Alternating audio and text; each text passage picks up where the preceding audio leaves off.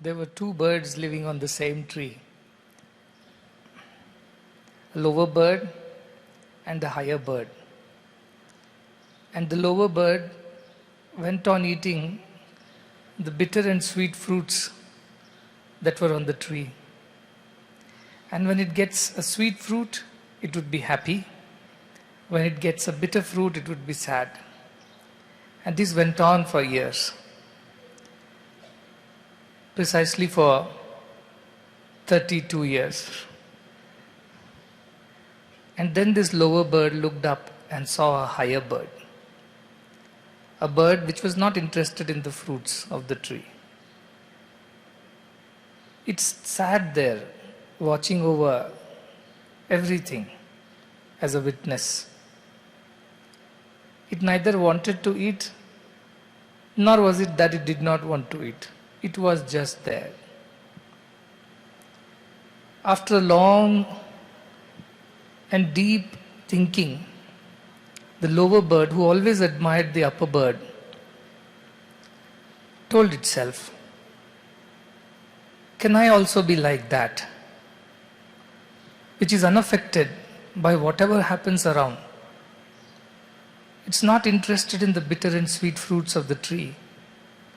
It's only interested in the peace that it experiences, in the bliss that it experiences as a witness."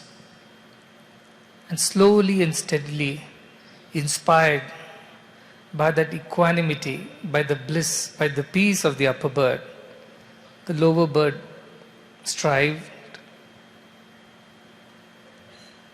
and hopped one branch at a time in its striving to realize what that upper bird is like. And in the process, it had to give up eating bitter and sweet fruits, for its goal to reach the upper bird was more important. And so, branch by branch, as it hopped up and finally reached the topmost branch where the upper bird was seated, in a span of 11 years, it realized there was no other bird. There was no upper bird, there was no lower bird. It was the same bird which one, when thought that it was destined to only experience the joys and sorrows of life and struggle every day to make itself happy, it was called the lower bird. But the moment it withdrew from this daily struggle to enjoy things, to experience things, but rather be a witness, it realized that it was the same bird on the upper branch too. This is not one person's story. This is the story of every one of us. Some people might have climbed a few branches up earlier. Some might be still there on the lower branches. But we are all sitting on the same tree, striving to realize what that upper bird is, what it is to be like that upper bird. The struggle to give up this idea of being a lower being is the struggle of a spiritual aspirant. At times you do find sweet fruits in the world and you become quite entangled in this idea of enjoying more. But once in a while, the tree of life does send some bitter fruits our way. And that is the time when we look up and see, can't I be like that upper bird? Our sorrows, our setbacks, our struggles in our lives are a message from that upper bird. That it's time that you look up. And don't you continue to live that lower life anymore. In this world, we need examples. Examples whom we can see and we can follow. Examples that will infuse confidence in us that if so and so can do, we can also achieve that sooner or later. And that is the story of every master who descends for the ascent of the seeker. For the descent cannot carry on in the same body anymore. But still an example had to be set, an example that people could relate to. People could feel that this is just one of our kinds. People who could get inspired by seeing if this person can do, we can also do. And the whole process was to just make an example out of that lower bird, so that many other lower birds also look up to becoming that upper bird. This is the essence of the whole story. Everything else is just sometimes even unwanted detail. But the essence of the story is this. The time for man to realize God within his or herself is the time which is now. And till we give up craving for the sweet or bitter berries, we cannot ascend. And then once we ascend, it does not matter whether the berries are sweet or bitter. It's all the same to the upper bird. So this is the story of every one of us, and remind ourselves of the purpose for which we are born. Everything else is secondary, everything else is unnecessary, even unwanted. The only thing that is necessary is we all rise branch by branch, day after day, to reach that realization that we are that bird. There are no two birds in the first place. We are that upper as well as lower bird, provided we put efforts to realize this truth.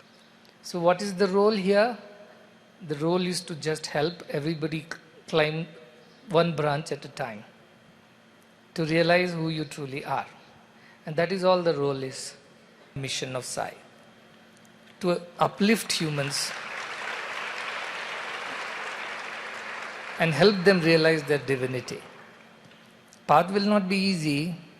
Don't ask for easy paths, because all easy paths only take you to the lower branch, not the upper one. The upper one is the path of struggle, path of sacrifice, path of love and service. Then you are going to be singled out, and people are going to ask questions of all kinds. And that is when you have to be fearless of all the comments, remarks, all the questions and doubts, even obstructions and impediments. You have to be fearless. And you have to be selfless, because you can't do this for your own sake. Your upliftment also is for the sake of others' benefit. Not even for your own happiness, but for everyone's happiness. And therefore be selfless. Don't ask for anything in return, not even an acknowledgement or a word of gratitude, but keep doing what you have got to do. At the end of it, come what may, whoever thinks whatever of you, do not be ashamed, do not feel shy, do not hesitate. These were the cardinal values that were taught to me by my master.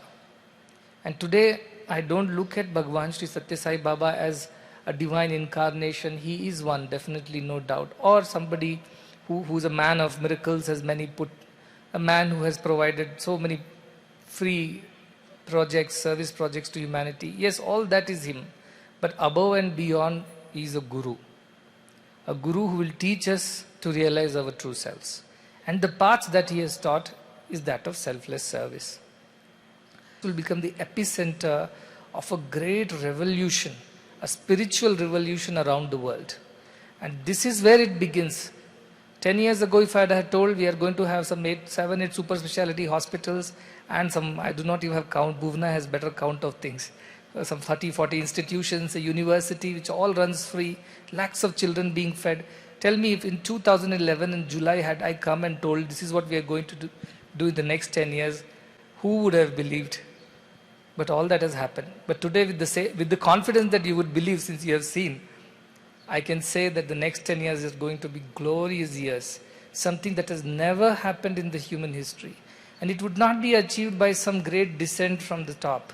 It will be achieved through people who will ascend, and gift that they must give me. They must become more selfless, in fact completely selfless, completely fearless, and have no shame in saying, thinking or doing good in today's world. Whoever says whatever to you, it does not matter. It doesn't matter to me. But what truly matters to me is whether you follow the message, come what may.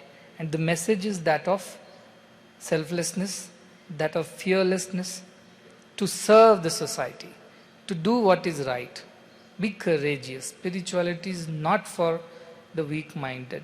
Nayamatma balahinena labhyaha, Kathopanishad says. It's not to be achieved by the weak-minded, fearful people. It is to be achieved only by the courageous. See? But let me tell you, the view from the topmost branch is wonderful.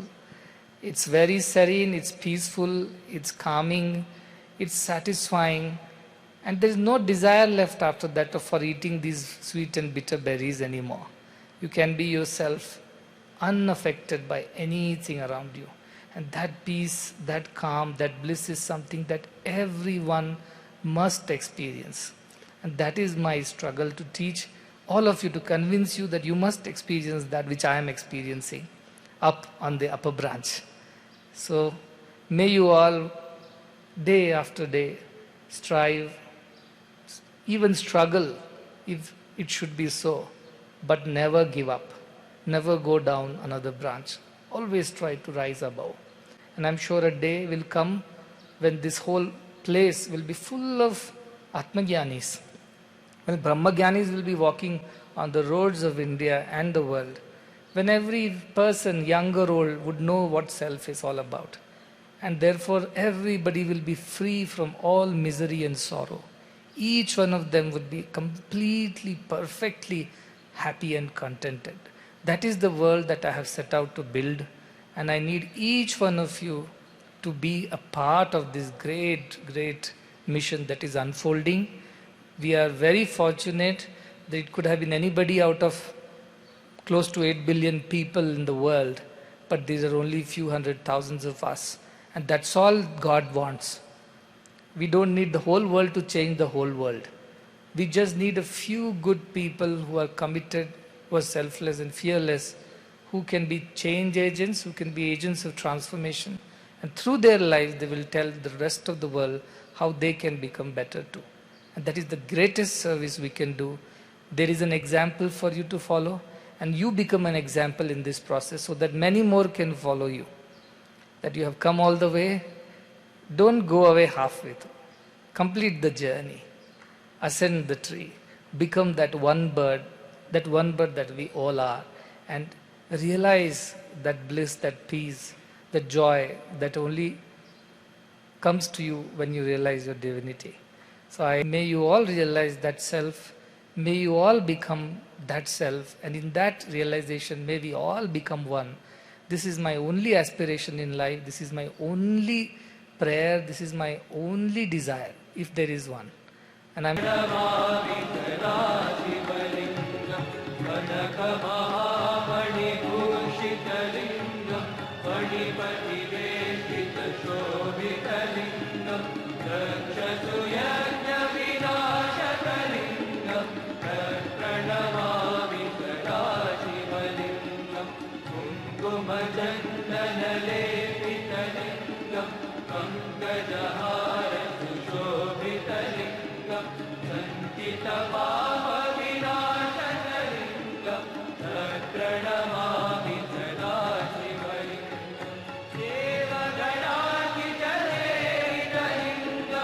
Ah